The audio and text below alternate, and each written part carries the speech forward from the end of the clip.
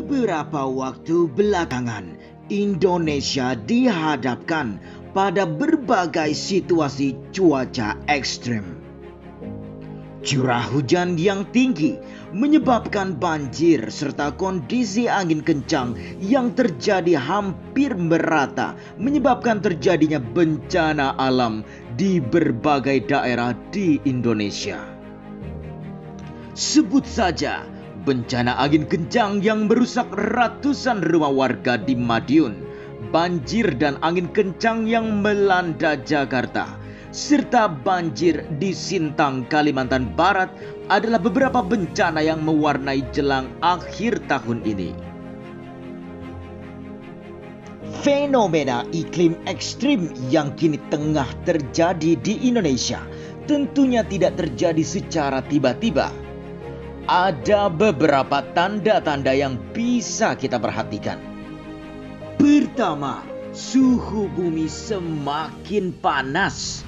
Ternyata sudah setengah abad terakhir suhu rata-rata bumi semakin naik.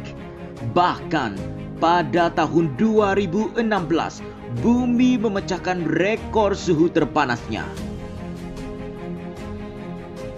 Tanda berikutnya adalah es di kutub meleleh dengan cepat. Akibatnya, permukaan air laut diperkirakan bisa naik hingga 1 meter pada tahun 2100. Faktanya, luas permukaan es di kutub utara yang meleleh setara dengan luas Alaska dan California jika disatukan. Lalu, kondisi cuaca di berbagai belahan dunia pun semakin menggila. Bencana yang berkaitan dengan cuaca dan iklimnya meningkat 3 kali lebih banyak sejak tahun 1980. Salah satu tanda-tanda berikutnya adalah terganggunya kelangsungan hidup beberapa spesies hewan menuju kepunahan. Lalu, sebenarnya apakah yang menjadi biang keladi penyebab perubahan iklim di berbagai belahan negara di dunia? Jika melihat sejarah, proses perubahan iklim terjadi sejak adanya revolusi industri dan semakin parah dari waktu ke waktu.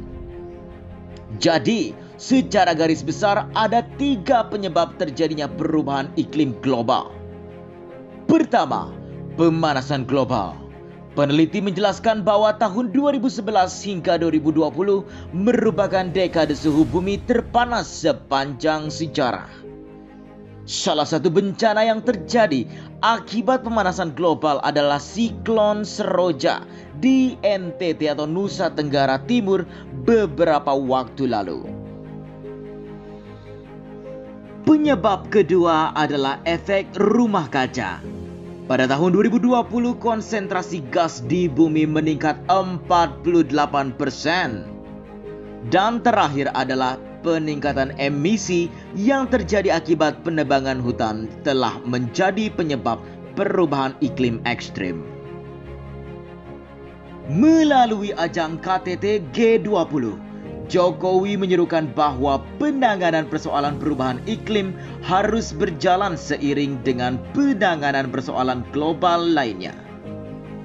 Pada kesempatan ini, Jokowi mengajak negara-negara G20 menjadi panutan bagi negara lain di dunia dalam mengatasi perubahan iklim dan mengelola lingkungan secara berkelanjutan.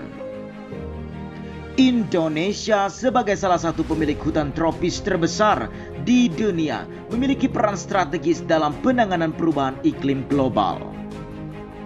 Untuk mewujudkan impian besar Indonesia menjadi kiblat penggerak penanganan masalah perubahan iklim, maka pemerintah pun membangun pusat persemaian modern Rumpin yang berlokasi di Jalan Prada Samlawi, Kecamatan Rumpin, Kabupaten Bogor, Jawa Barat.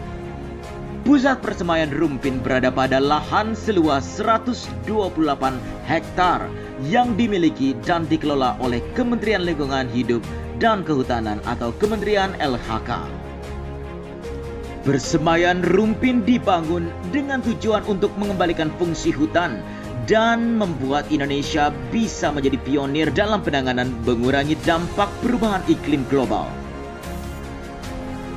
Selain di Rumpin, pemerintah pun sudah mempersiapkan 5 pusat persemaian lain. Di antaranya pusat persemaian IKN di kawasan hutan produksi Desa Mentawir, Kecamatan Sepaku, Kabupaten Penajam Pasir Utara, Kalimantan Timur.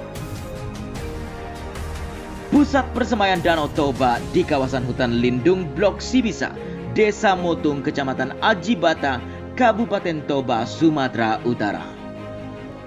Pusat persemaian Labuan Bajo yang ada di kawasan hutan produksi Satarkodi, Ngorang, Kecamatan Komodo, Kabupaten Manggarai Barat, Nusa Tenggara Timur.